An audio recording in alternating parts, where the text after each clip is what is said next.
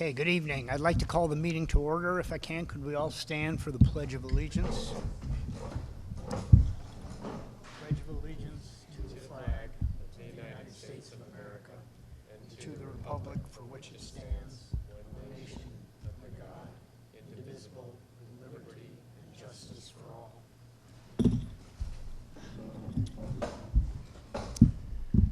Thank you.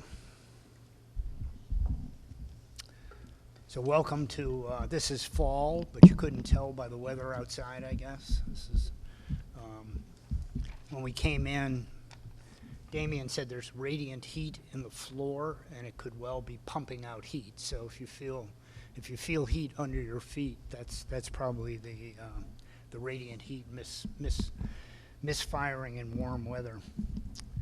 So item 3.0, recognition and comments from the chair. I'd just like to say that it seems not only from the principal's reports, but from my own observation and talking to friends and neighbors who have kids in the school, that the opening of school in all the buildings has gone very well. I haven't heard of any major hiccups or any problems, and everybody looks forward to getting beyond those first 2 or 3 weeks, and I think we've done that pretty well. So that's a great start.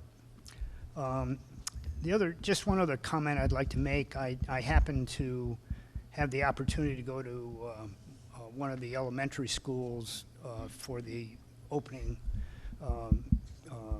house with the parents, and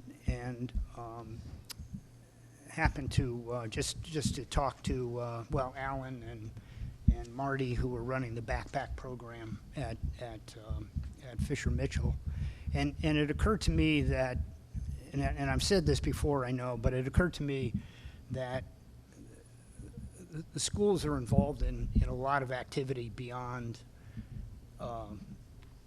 generating test scores on kids. You know, we are. And I've said this before, we're feeding kids, we're clothing kids, we provide mental health services, we provide health services, we deal with their family dysfunctions at times, and the observation, I guess, is that we don't have metrics to collect that activity. You know, we measure. And some of this comes down from the state. I mean, we measure what schools do in terms of that traditional educational process.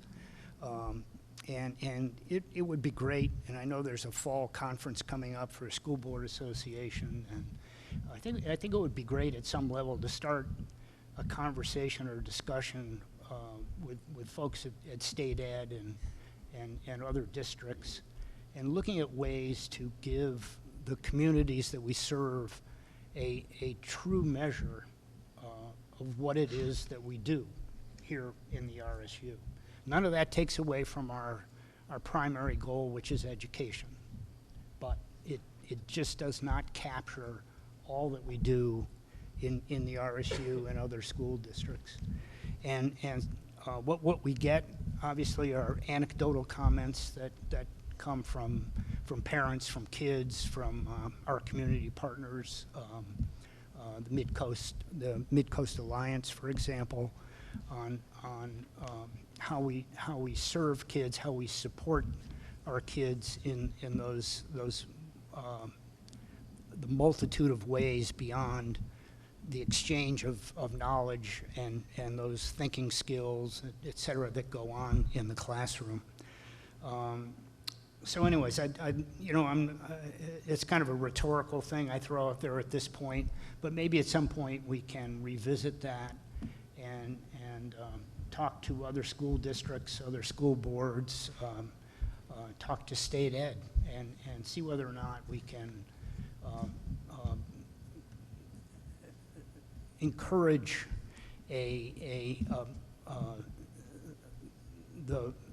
those managers to fully appreciate, to look for ways to capture the the true measure of what it is that the schools do in the community.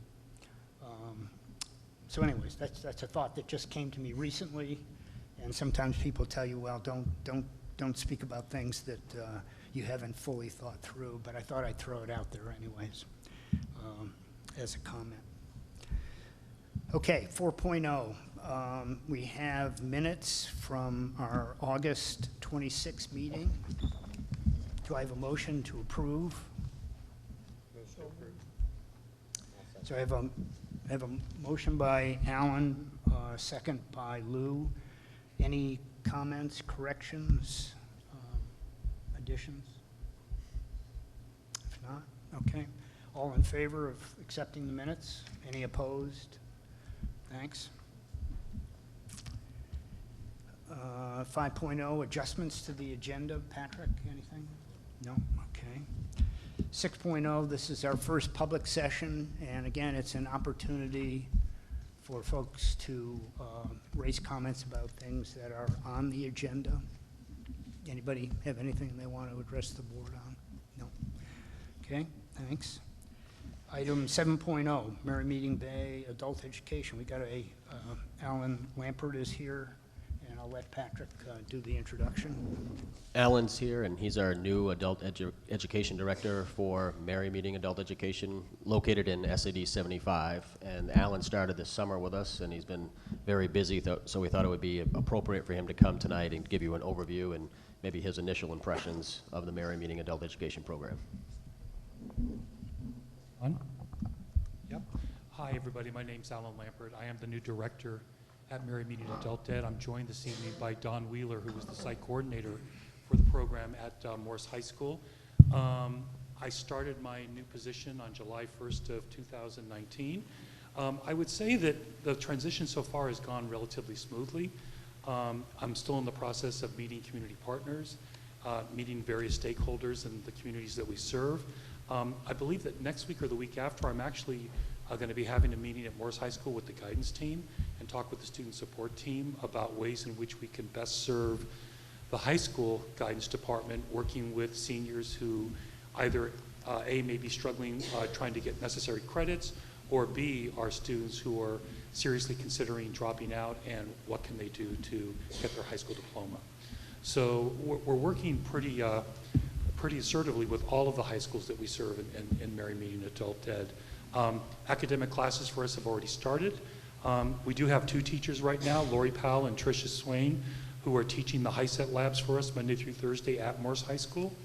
We're doing a class for a critical reading and writing, and we currently have 5 Morse High School seniors who are enrolled in that class with us. We are looking for a math instructor, so we're still short at least one teacher in math. We hope to fill that position soon. We're doing driver's ed in your district. That is going to be offered in October and January, and we're looking to add one more session for the spring as well as the summer, so 2 more sessions possibly, spring and summer. And we've already started, or we're about to start, our CNA class with Morse High School. I believe we have 6 students who are currently enrolled. And CNA for us really is, we see a growing need in all the communities we serve for CNA work. So that's a program that I think we're going to do well in for all the communities that we serve. Also, I'll just mention that in the evening at Morse High School, I believe Don is running a pretty robust ELL program. Some of them are with asylum seekers and refugees. And so I believe there's 8 students enrolled in the evening. I think my memory's okay. It's growing pretty quickly, so they're running a very dynamic ELL program at night at Morse High School. And probably one of the biggest things that we're really trying to do for the community here is really grow and enhance the community education program. I like to call that the fun stuff at night. I think that one of the key components to a quality adult education program is providing quality community education programming in all different areas of interest for the residents of the community. I think that community education enhances the quality of life for the residents of Bath.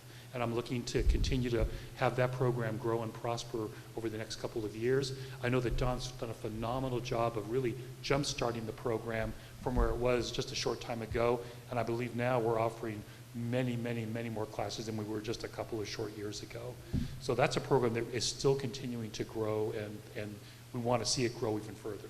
It's a particular area of interest of mine because I think the more residents of Bath we can get engaged in our adult education programming at night, I think it serves the community well. I think it serves the school district well. And I think I'm looking forward to the new high school because a great way to show off new high schools is to have programming at night where residents can come in and take advantage of the facility as well. So that's my initial report to the school board. Any questions? Thanks, Alan. Any questions of Alan? No. Jen? Sure. So one of the things that I realize that gets put aside sometimes in all of our academic programming, the HiSAT testing, is this ability to help students with real basic budget financing. You know, what happens when they try to go buy a new car and they have to pay compounded interest? What happens when they are investing in high, costly credit card spending and things like that? And I know there have been programs in the past, Jumpstart, Cash, you know, those, and I know some other organizations do that kind of work, but is that part of something that we do for adult ed in the kids program? We do have the ability, I believe we have on our fall docket, not necessarily through Bath, but through Merrymeeting Adult Ed, classes to help with financial literacy. Yes, yes. The other thing I would just say is on the issue of financial literacy, there is a lot of local and community banks that provide financial literacy programming at no cost. I say something, that's something, Don, you and I can look at. Local banks offer that type of programming for, you know, basically for free. It's certainly something we can take a look at. Just real quickly, the prior district I came from actually 2 years before I left added financial literacy as a requirement for high school graduation. It was something they put right into their curriculum. So, but we certainly support that, and we have the capacity to do that. So, thank you. Any questions? No? Alan, I have a couple. Just, you know, this will be your second year, I guess, in this partnership. I mean, have enrollment numbers been steady as far as the RSU goes, or are we seeing any increase in numbers? Or? I'm going to actually defer to Dawn on that for this as the site coordinator. Could you, I would, if you wouldn't mind speaking. The numbers for academics are pretty much stable with what they were before, and enrichment have increased. The enrichment courses have increased. And Alan, when you started off, you said things are going pretty well, or you qualified your statement a little bit. It wasn't things are going really or great, you know, awesome. I didn't hear the word awesome. So what kind of things do you think you're still working on to make this partnership whole?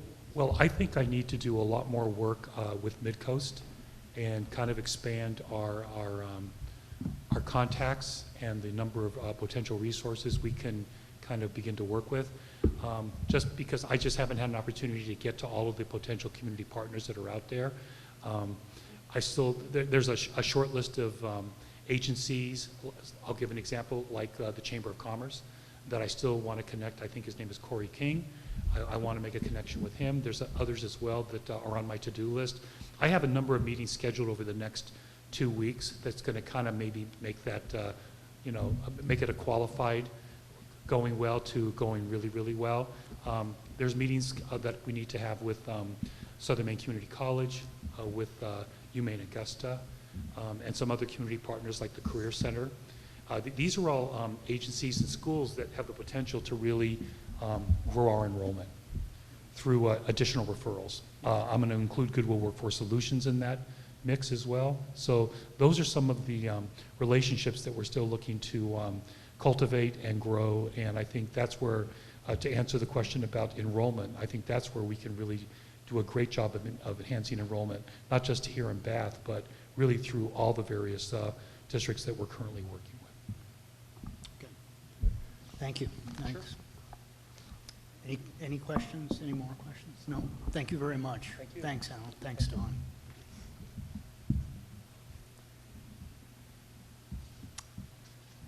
Okay, we have item 8.0, committee reports. 8.1, building project update. Patrick? Yeah, the progress continues to go smoothly. Building foundation walls are 100% complete. Maintenance building pour will happen on 9/29. And second floor slabs, you can see, are about 50% complete. And as if you drive up there, you can see the main staircase is in place at this point right now. A couple other things is the Goodwell well is finishing off the geothermal system. That means they're pouring in and pumping in the glycol to the system. And main drilling and blasting is 100% complete now, so there will be no more blasting at all. And then the last thing you can see when you drive by is the beginning of the bridge that's being constructed. And so again, everything is going smoothly at this point. And building committee met and we reviewed colors for the interior, as well as we will be talking about the front sign that will be on Congress Street, and the building committee will weigh in on that at the next meeting that we have. And then on Wednesday of this week, we have the topping off ceremony at 2:30 up at the site, where people will sign a piece of steel before it goes up on the building, signifying the last piece of steel construction on the project. So 2:30, and we have quite a few people RSVP'd already. I think we'll have about 50 people in attendance. So that's it. Thanks, Patrick. Any questions on Patrick? Of Patrick? If you haven't, even if you go up to the parking lot of the central office, you get a different perspective of the building from just passing by on Congress Street. So, and I know the board members, you've been invited to get to the signing ceremony, so to speak, on Wednesday. So hopefully you'll have an opportunity to get there. So thanks, Patrick. 8.2, curriculum assessment instruction update. Katie?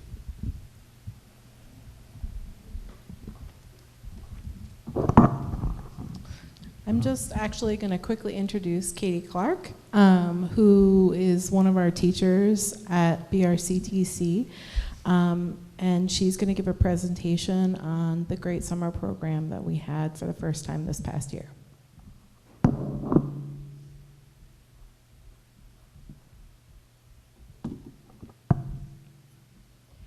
So this summer, we were lucky enough to offer some programming for younger students than we normally service. We started a summer bridge program at BRCTC for incoming freshmen and sophomores. We were able to do that through the MELMAC grant that I believe Julie has spoken to you about before, but their goal is to provide grant money for college and career readiness for students. The element of the grant that we used was the Systems Innovation Grant. And we were able to secure funds for a 2-week program, and we were able to have 5 different programs while we ran the 2-week program. They allowed us $19,000 per year, and our goals were to promote BRCTC programs, recruit potential students, and give the students an opportunity to earn high school credit during the summer. We were really excited to be able to offer this to students that we don't normally see in our programs. Sometimes they have, our students that come to us, they struggle because they have other classes that they need to fit into their academic schedule. So this was a way for them to dabble in programs and see what we were all about.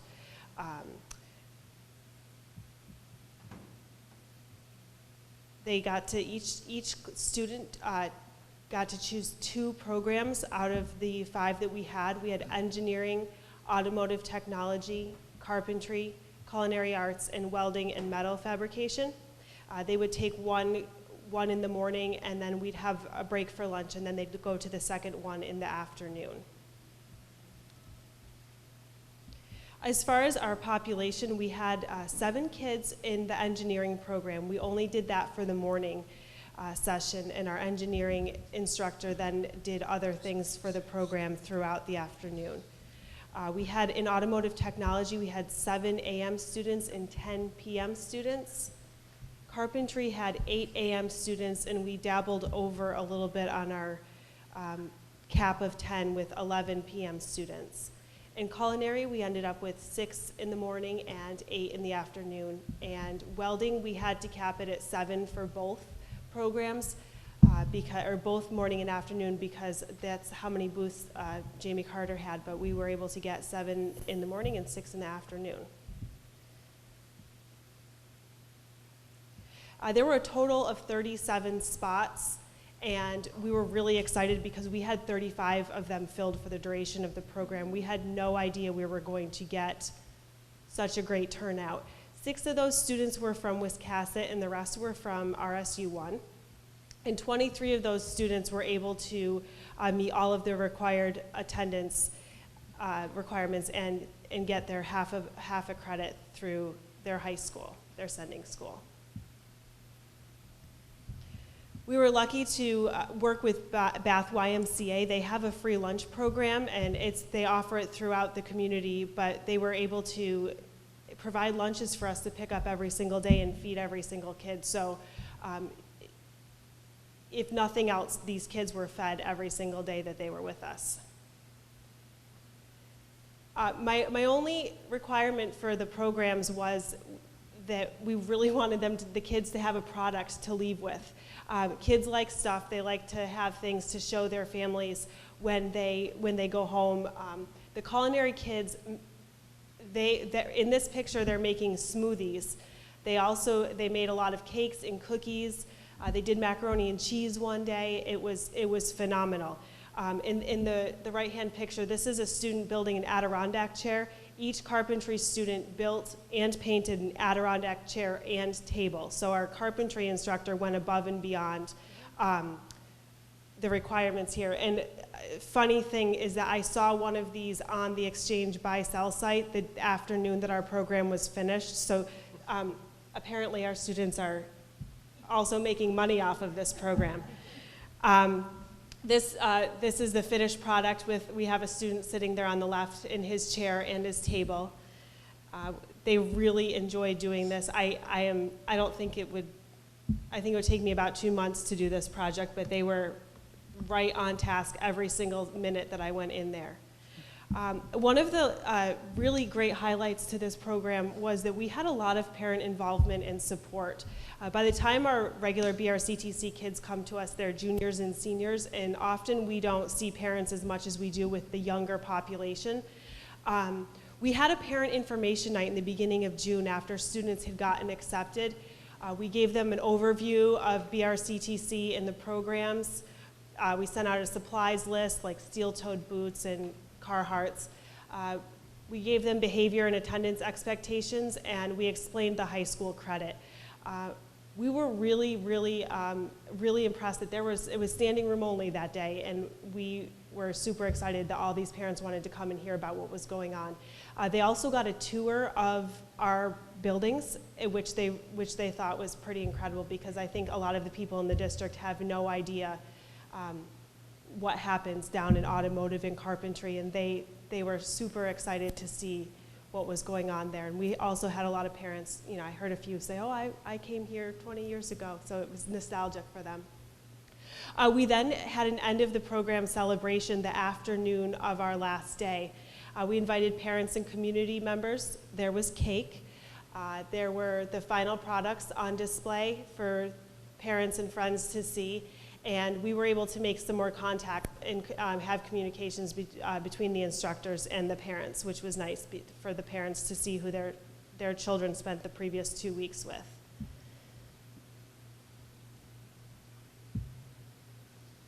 I guess we're not going any further. There were pictures, but that's all I've got today. I guess. You've run out of flip charts.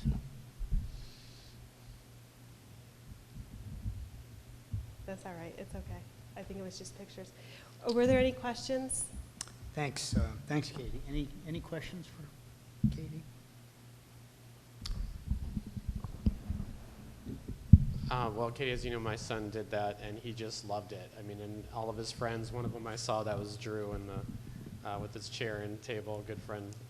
They just came back every afternoon, and just also say, well, not only did they make the food, but they ended up with a cookbook that they brought home with all the recipes of everything they made. So there was some real substantial, skill sets that were brought over those 2 weeks, and I just, just kept hearing raves the whole time. So thank you.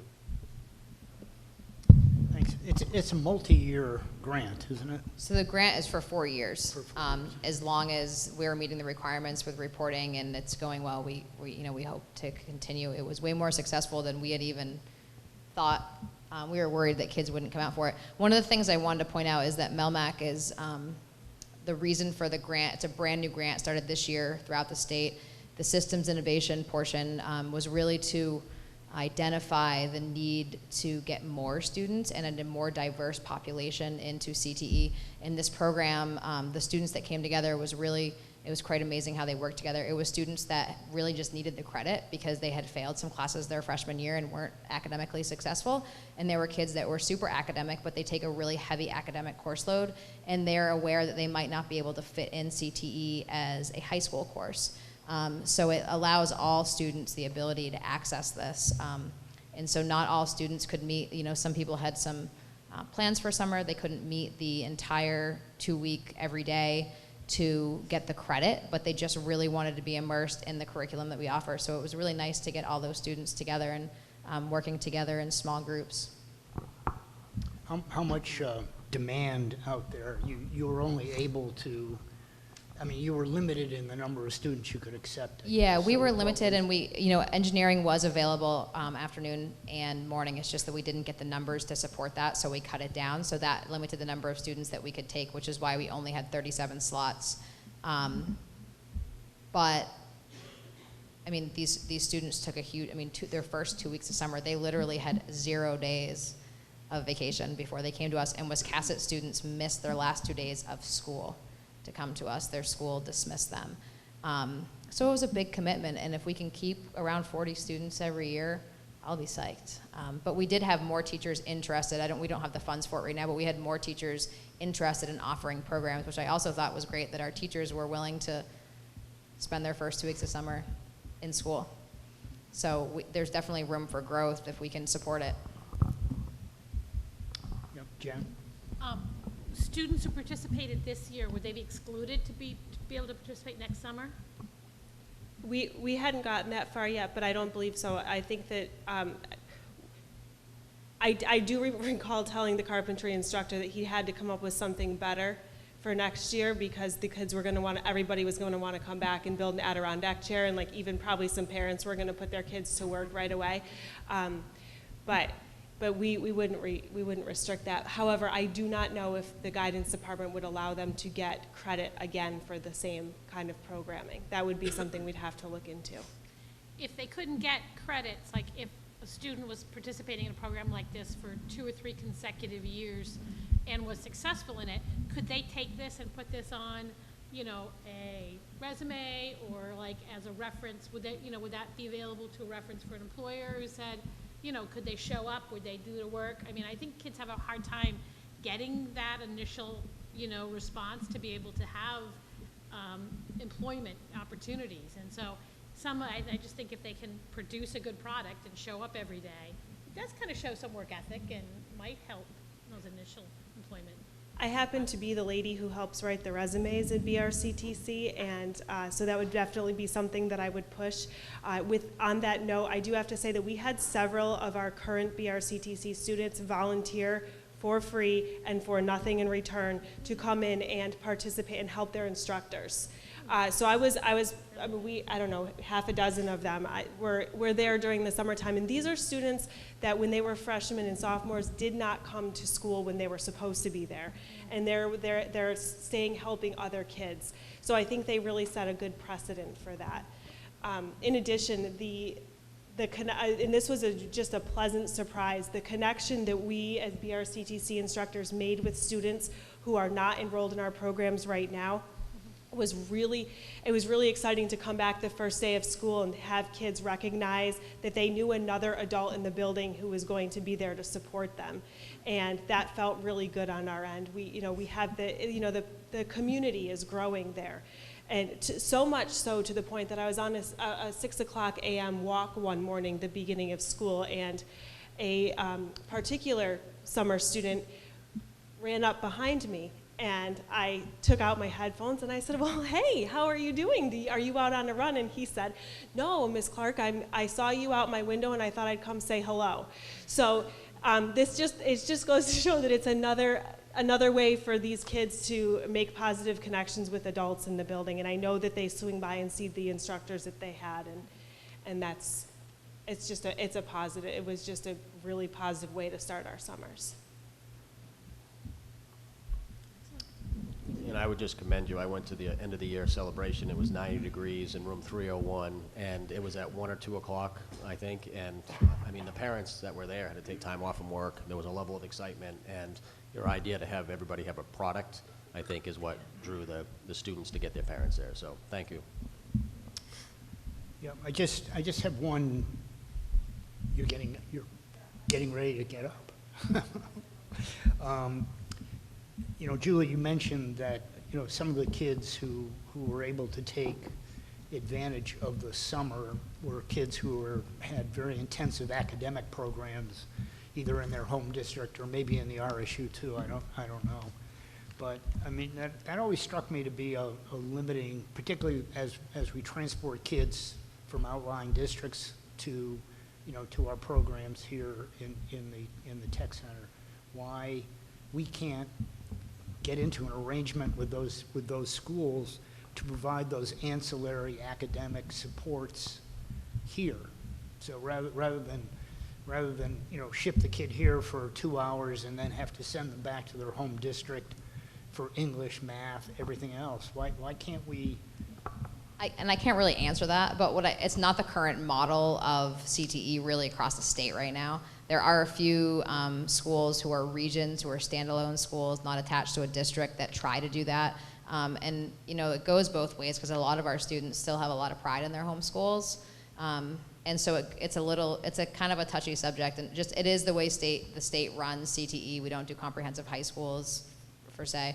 There has been discussion that, districts have talked about it, and we recognize it, but it's just not something we have like an answer for right now, just because it's not the typical way of offering CTE. But it seems to be a limiting factor. Yeah, I mean, there are state you're offering a summer program here to enable those kids to pick up that CTE exposure. Right. And which is why we increase dual enrollments and try to entice kids that way, that like if you really are interested in one program, we can help you get college credit. Katie's now offering for more students. She's offering a dual enrollment English class to entice the students who want an academic course load to get a dual enrollment 11th grade English. So we're trying to find creative ways to offer our programs to a more diverse audience, but still keep the 350-hour state mandate. So we're trying to be creative, and there's more to come on the agenda. Well, no, I know there are at least 2 items on the agenda that might apply. Okay, thanks. Thanks, Katie. Katie to Katie. I just wanted to thank these two. Julie for writing the grant and putting all the work into it, and Katie for being the coordinator of the summer program and pulling off this amazing experience. And I think for me, this really speaks to 2 things that you sort of hit on, is broadening one of the highlights, or how many people see one of the highlights of our district, that we have this great programming to offer. But also we know that, one of the things that graduates students is the relationships they have with adults, and that you can clearly tell from the pictures and what Katie shared that was something that was developed in a very deep way. So thank you both. The last thing I wanted to say is, I know Patrick shared with some of you that for my portion of the board meetings, I'm going to be bringing more presentations of things that I think you should hear more about, related to all the work we do and the great things we have in our district. And so if you think of anything that you've heard about over the years that you would like to hear a presentation on, just shoot me an email. I have some things in mind. We'll be hearing from GT about our new program. They did the brain days last year and I talked about it, but they're going to do a better job telling more about it. We're going to hear from our librarians and some of the highlights of the work that they do. And so just let me know if there's something that comes to mind that you'd like to hear more about. Thank you. Thanks, Katie. 9.0, Student Board Representative Hayden. Welcome back. Thank you. School has been going really well. I definitely know that starting within this week and last week, everyone, more so students, kind of came out of the weird back-to-school transition period that everyone always has. I know the sports season is going pretty well for most teams, most of the teams, and I also know that there was a very large turnout for the auditions of the fall theater production, which is a screen or a play reading production. It's not so much as like a theater or musical. And today was the first day of Spirit Week, so I know a lot of students are excited about that. And today's theme was college apparel or sports team apparel, which is why I'm wearing a college sweatshirt here right now. Thanks. Any questions of Hayden? Do you know when you'll be joined by another representative? As of right now, I don't, but I do have a few upperclassmen students in mind who I might ask, and also I know that there is a sophomore who is interested, so maybe we could work that out eventually. Okay. Great. Thanks. Thanks, Hayden. 10.0, Superintendent's Report. Patrick? Yeah, just a couple items. I think we're going to invite Maria Morris to come next meeting, but I did want to, if you haven't seen it in the paper, the U.S. Department of State and the Fulbright Foreign Scholarship Board has announced that Maria Morris, who is our JMG, Jobs for Maine's Graduates Teachers at Morse, has been offered a Fulbright Teachers for Global Awareness program grant. She is one of 76 citizens who will travel abroad in 2019-20. She's only going to DC in January. She'll do her trip abroad after students are done the school year. Recipients of this award are selected on the basis of academic and professional achievements, as well as demonstrated leadership potential. And if you know Maria, this is an excellent choice. Fulbright alumni have achieved distinction in many areas, as most of you know, including 59 who have been awarded the Nobel Prize. So congratulations to Maria, and we will invite her to our next meeting. Like Steve said, smooth start to the school year. Our new hires this year have been an excellent group that we got to know on new staff orientation, and just a pleasure to work with. We feel fortunate to continue to attract high-quality applications. Next thing I just would share is that this week is called Start With Hello Week, and it's a youth violence prevention program from Sandy Hook Promise, and it's to help having a school community, bring it closer together, as well as help make students feel included, not isolated or excluded. And so if you see someone isolated, reach out and comment to them. And again, the whole theme and premise is start with hello.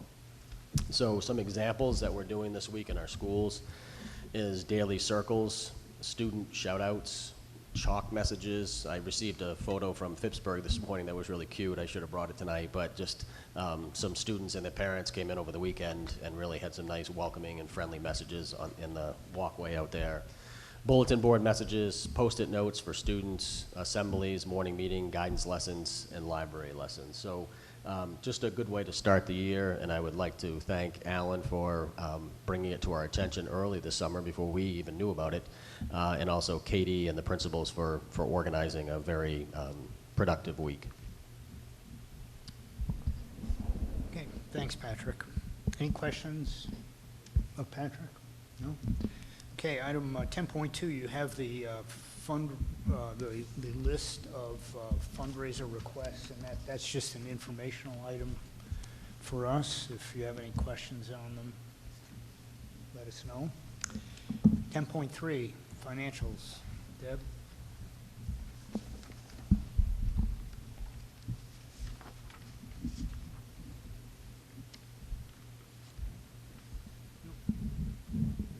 Am I on? Oh, I guess I am.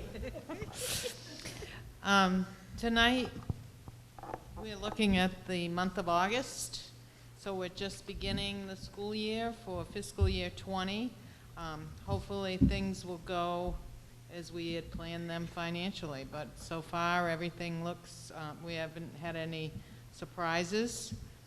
So at this point, at this time of year, we have spent $2.3 million, or 6.89%. The largest percentages by cost center basically are operation and maintenance, and that's because of the majority of the summer work that's taken place, and student and staff support is basically technology, so a lot of our contracted fees are paid earlier in the year, so those are the higher percentages by cost center. Revenue, we've brought in $5.5 million, which is 16%, which is about 2/12 of what our budget is. So that's all coming in. Basically, our local funding by town, and then our state subsidy for a couple of months. For the Morse High School project, we have spent $20.5 million, or 27%, and we have about $55 million more to go. That's it. Okay, thanks, Deb. Any questions of Deb? No? Thank you. Thanks, Deb. 11.0, old business. There's nothing listed, so I assume we have none. 12.0, new business. 12.1, the first item is an action item, and it relates to the goals that we discussed at the workshop before our meeting in August. And this was Patrick's attempt and my attempt to kind of put some words to the thoughts that were offered by the board. I did receive comment from Anita on the wording of goal number 3, and I'll ask her to address that. But I just wanted to run through them quickly, because I'm not sure that anyone else knows what these goals are.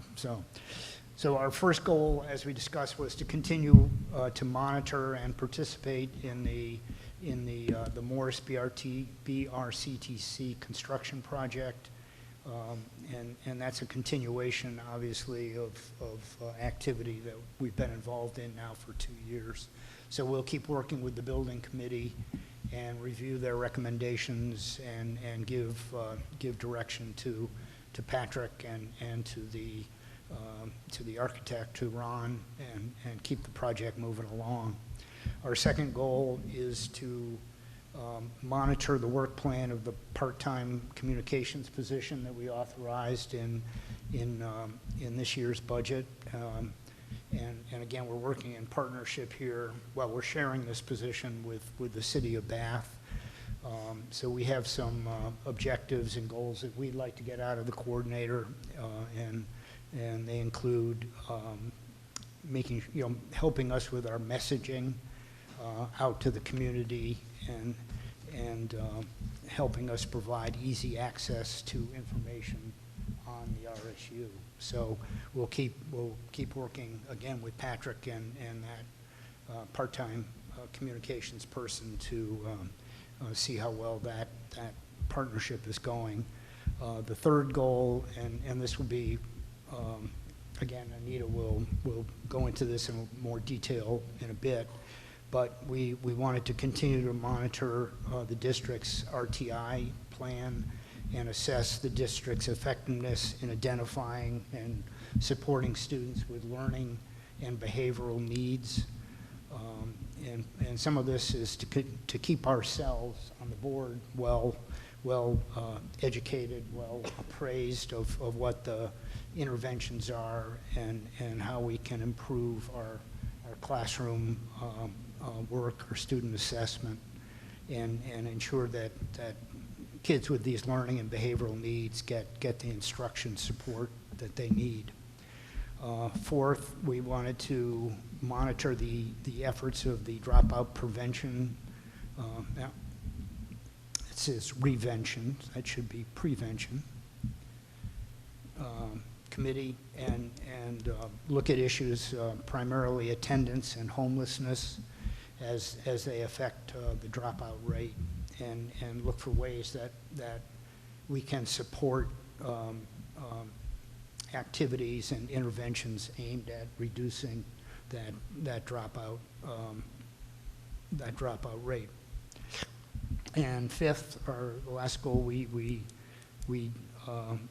talked about was to follow through on the preliminary work that the late start advisory committee did last year, and now we're going beyond that first blush kind of review, and looking at logistics and communicating our interests and getting reaction from the community, from students, from staff, to see what it would take to transition this district in terms of our start times.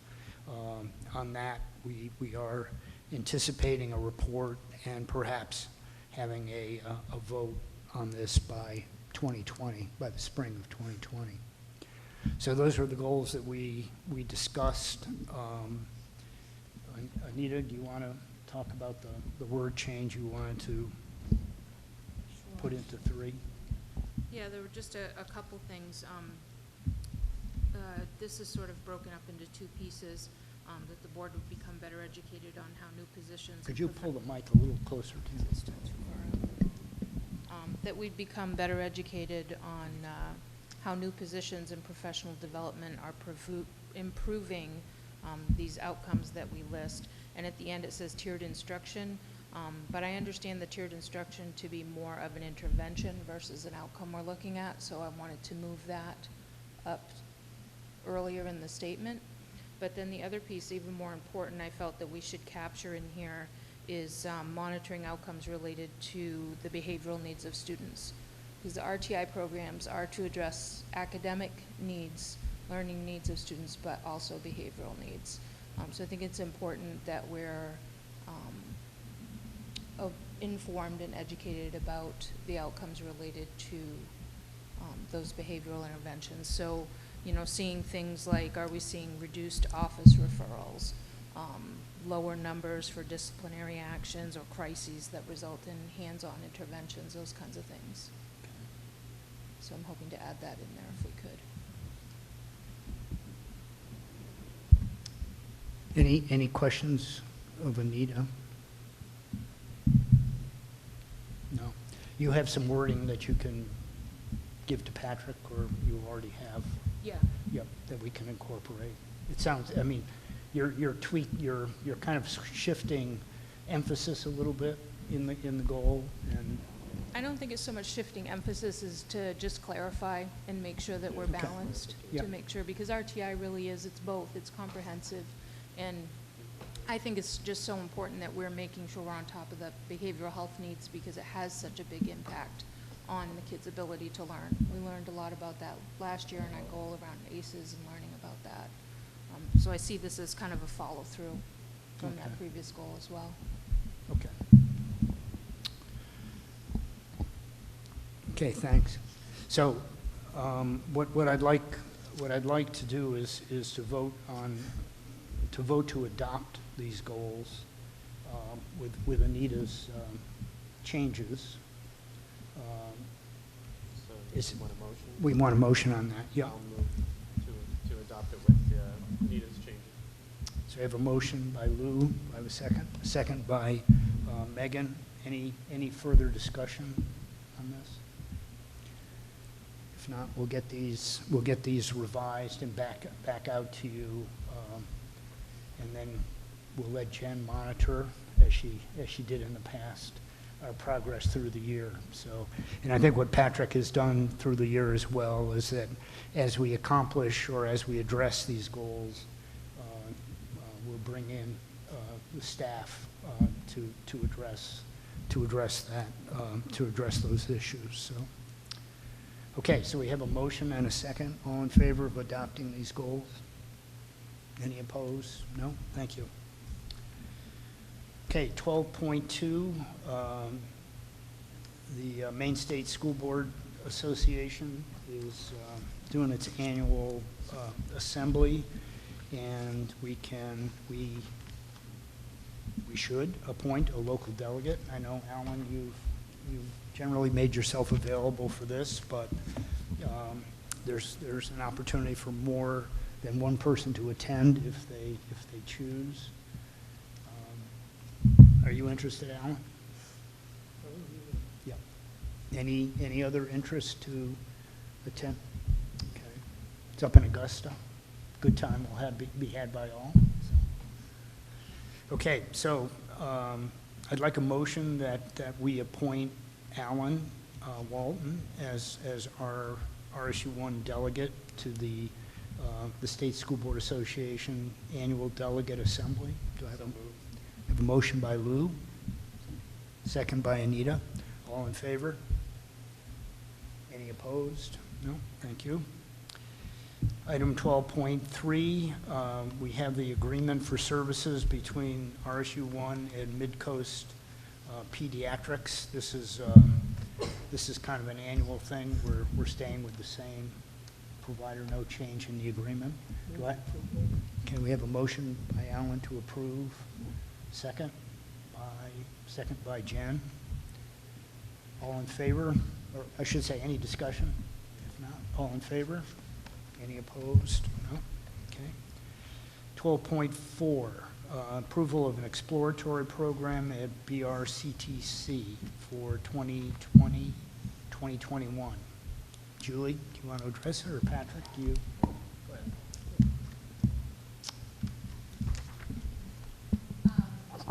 So I am hoping to put an application in for a new program approval with the state that would begin next fall. The idea is that if I get it in the end of this month, it will come, the funding will come for it with the new state EPS CTE formula.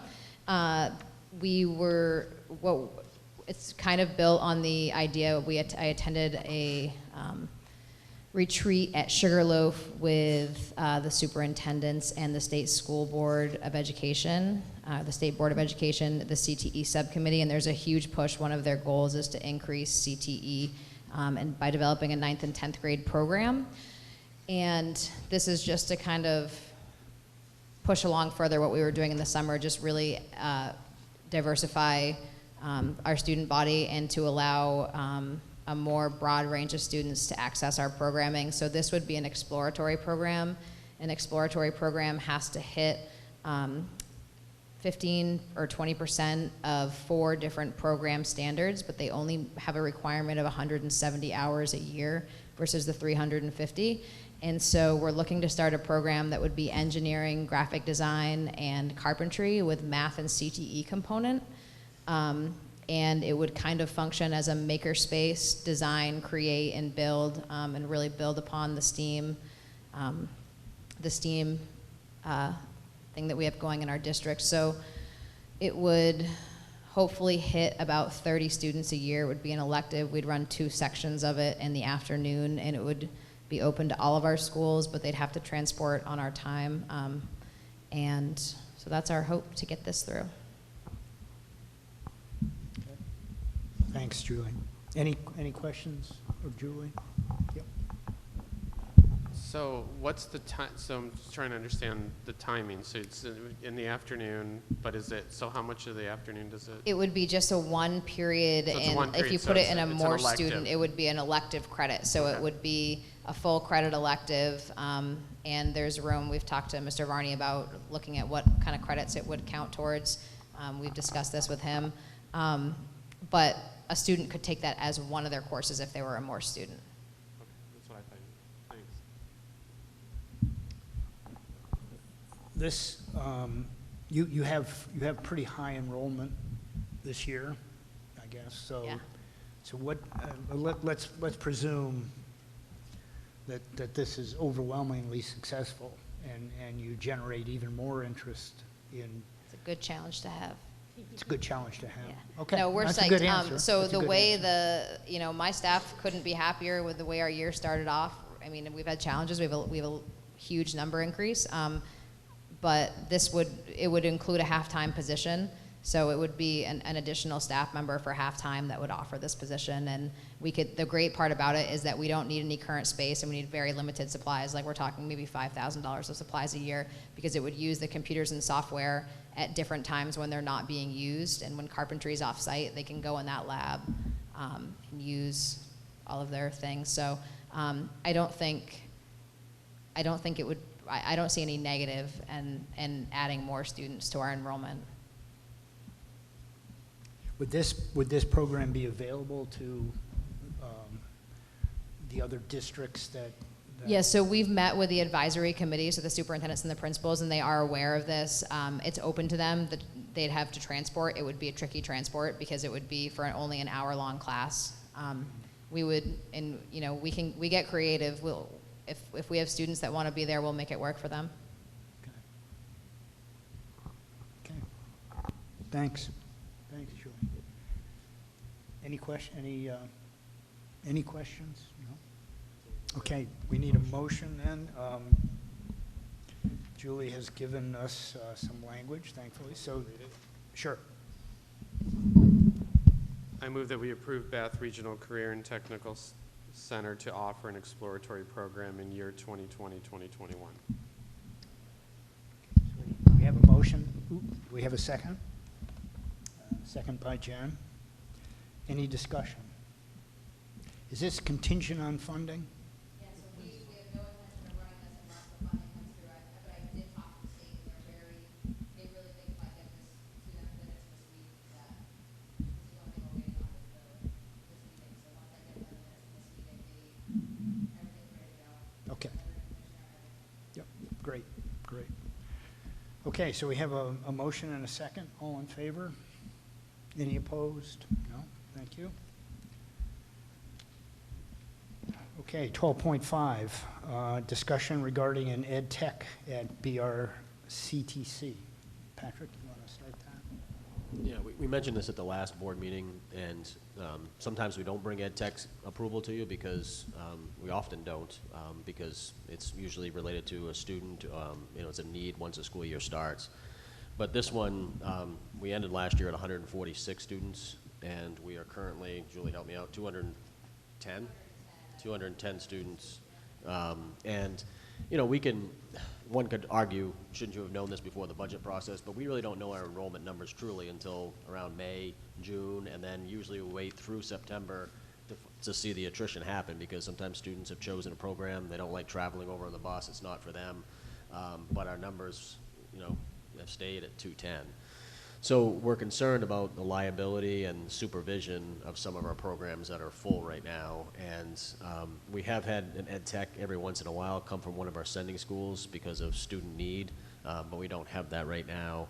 And as we move into the new school, when we add a couple more programs, I don't see this need going away. And we've talked about this before during budget process, but it hasn't reached our top priority. So we feel that we can afford to put an Ed Tech 2 in this year, and it's primarily because we hired in a staff person a little lower on the scale to teach one of our programs, as well as some supplies in that same program that we don't need, and also using some Perkins federal money to make this work. We have talked with the sending schools, have asked them for a contribution this year, and we've received a contribution from one of our districts already. It's tough because their budgets have passed as well, but as we revisit this for our cost-sharing agreement for next year, we are going to add language in, because the new way that the CTE is funded doesn't cover all of our costs. So questions that Julie or I could answer for you? I just wonder where the increased demand is coming from. I mean, is it coming from RSU students or from the sending schools, or? The demand For enrollment. for enrollment. So I think it's a statewide. I think you'll see all CTE schools are having the same great challenge that we're having right now, is that there's a big push. The State Board of Education is pushing. MELMAC had a huge CTE goal this year, and I think that with the way the state is going, and all the legislature's recommendations that. Yeah, I asked Julie to break down the numbers, and I think it was 57% is more students, and then I think Wiscasset is right after that. Yeah. And then Booth Bay is obviously the lowest. Yeah, Booth Bay is the smallest. lowest. Our sending schools are small, but you know, obviously I'm connected to Morse, so I work really closely with the guidance department administration there, and they literally go through all students and say what student could use this when an opening pops up, and everybody's just really trying to access it the best way possible for students right now. So. Julie, can you just explain which programs are full, which AM and PM, and where do you, if the board were to okay this, where would that person spend most of their time? Yeah, so right now, the programs that are full are welding. No, welding has one opening, fairly full. Carpentry's full, automotive is full, culinary is full, engineering is full. And so we are thinking this ed tech is very much to support the teacher with all of the students, not a handful of students. Like if it was it would not be a special ed tech. And the biggest thing is for safety. Our carpentry instructor we know is going to be going off site. The remainder of the year, they're going to start working on the maintenance garage at the new building site. And it's really important that he can see all 16 students. And when he's inside a building, some students are out in a roof, or if some students go in another building to make cuts or anything like that, we really want to make sure there's an adult with them. So it'll be primarily in culinary and carpentry this year, because culinary sometimes has the same challenges when there's students in the classroom and there's some students in the kitchen, and the culinary doors legally have to be shut to the kitchen. So the days that she's doing a cafe or something will kind of rotate. The other thing is with the new increase in more students enrolled in morning BRCTC programs, this person will be able to help with the study hall that they all take before, because there's a huge increase in that study hall because there's so many students enrolled at BRCTC. So it'll really be to help. It'll be helpful to have that just an extra person on our staff. One is enough? We'll make do for now. Okay. But I anticipate seeing future funding increase, and at that point that will be back. Years ago when our numbers were a lot higher around this number, there were more ed tech, so we can make do right now, and we may, as we see enrollment continue to go up, we may have future needs. Okay, thanks, Julie. Jen, you have If this person's going to be involved in carpentry and other areas, are they going to need any specific skills, or is it really an adult oversight person? We will advertise it as a BRCTC ed tech with primary duties in carpentry and culinary, so we know the person understands the duty is carpentry is very different. They're outside a whole year, and yeah, so they don't need to have experience in those areas. They just have to be good for kids and willingness to work out with what we're doing. Okay, thank you. Any other questions? I mean, this is, as you have said in a different context, I mean, it's almost a problem that we're glad to have. I mean, we're excited that enrollments have come up. I mean, it seemed like 3 or 4 years ago, enrollments were pretty depressed, so something's happened in between. So, excellent. This is not listed as a discussion or as an action item. Yeah, it's not listed as one. We would, if people are comfortable, it would be great. But if you're not and you need more information, we could wait till next month. I'm ready for a motion. I don't know if anybody else. I'll move that we, the right way to phrase it, that we approve an ed tech for BRCTC. We have a second? I'll second the motion. I think we're living on borrowed time. Yeah, we've heard this. So we have a motion and a second by Alan. Discussion. I mean, we have heard this concern before, so it's not the first time, and we've heard it when there were far fewer students involved in those classrooms. So Can I just ask discussion? Sure. Just one question to Julie just before. So obviously the priority, I know in the past you've talked about automotive. Are we pretty comfortable with automotive right now? Comfortable. As you know, my staff, they've grown accustomed to this in some of the programs, and they've been flexible. The one good thing about automotive is that it's one room that the students Right. primarily work on. They're not always directly in sight, but it's a much more enclosed Manageable. environment. Okay. But that will be something that we look for in the future, just Right. to increase safety. Right, as we move to the new building and new programs. The biggest Okay. thing is having students out of our site. That's what our Right. biggest concern is right now. Okay, thanks. Julie, are there guidelines from a safety perspective that the state imposes? I mean, we've... The state recommends some in certain programs. That's all you're going to say about it? Yeah, the state, just the way the EPS formula works with, salaries and all that, it doesn't equal out to what we get for funding. But yeah, they recommend them in various programs. Yeah, okay. We'll leave it at that. Discussion, any further discussion?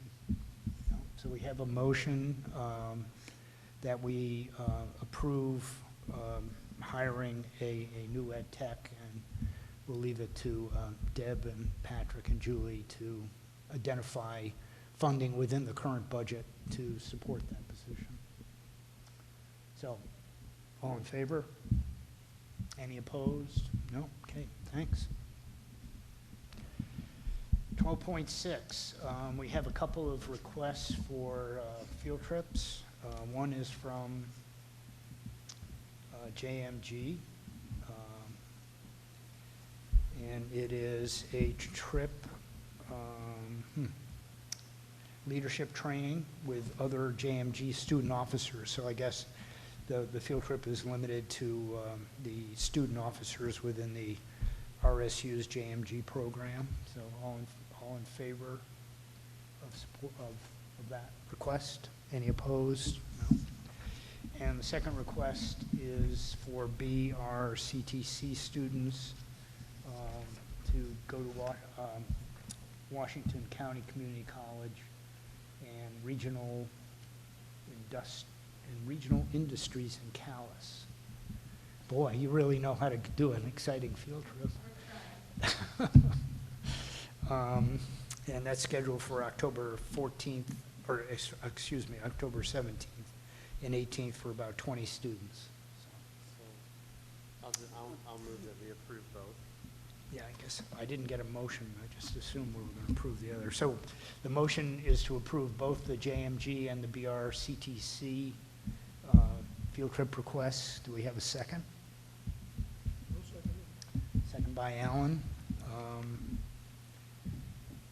Discussion? If not, all in favor?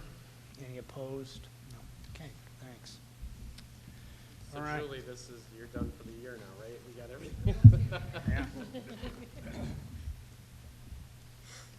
You know, you think for a budget strategy, it might be easier to come in at this point rather than while we're developing the budget. You're not competing with anybody here, so. Okay, 13.0, public comment. This, again, is an opportunity for folks to address the board on issues that are not on the agenda. Sure, if you could, and even though we know who you are, if you'd give us your name. So.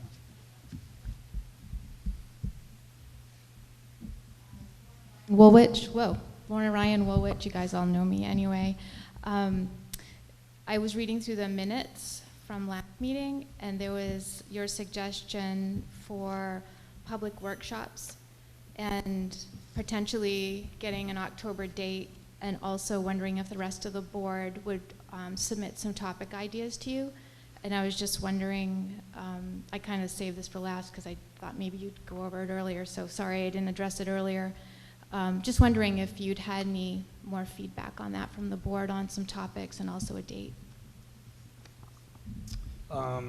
It is something we're going to do, and I have not had any additional communication with the board at this point. Okay. But I will work with Patrick. We'll soon get out a save the date kind of notice to, you know, fix a date for this, and then we'll come up with a topic.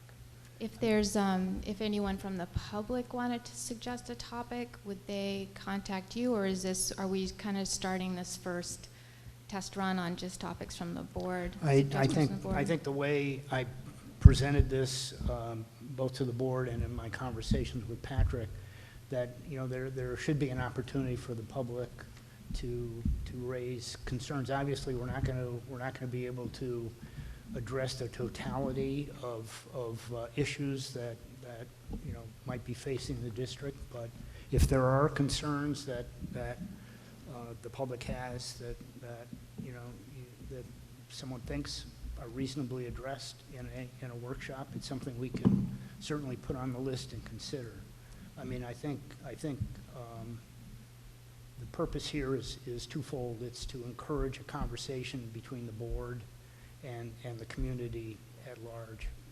You know, again, I'll repeat it. I don't want to get too repetitive here, but the recommendation comes, or the suggestion comes out of my frustration that there are times that the board would like to engage in a constructive conversation with the public, but we don't. This format, the business meeting format, does not provide that. So that's the intent here. I think I don't want to get too far beyond, you know, the thought of the rest of the board, but my idea would be that there, you know, we would pick a topic. There would be a presentation on a set of facts that we can all agree on, that would come from the staff, and then the board, and the board would discuss it. It's an opportunity for us to weigh in on it too, but we would invite the public to join in that conversation. No, I think I like that, and I think the less formal it is, the more participation you might get. So there has to be some structure, obviously, but. Some structure? All right. Some structure. No. Okay, thanks. Yep. That was my question. Yeah. Thanks, Lorna. Any other comments? No? So we are going to have a second meeting in October, as I threatened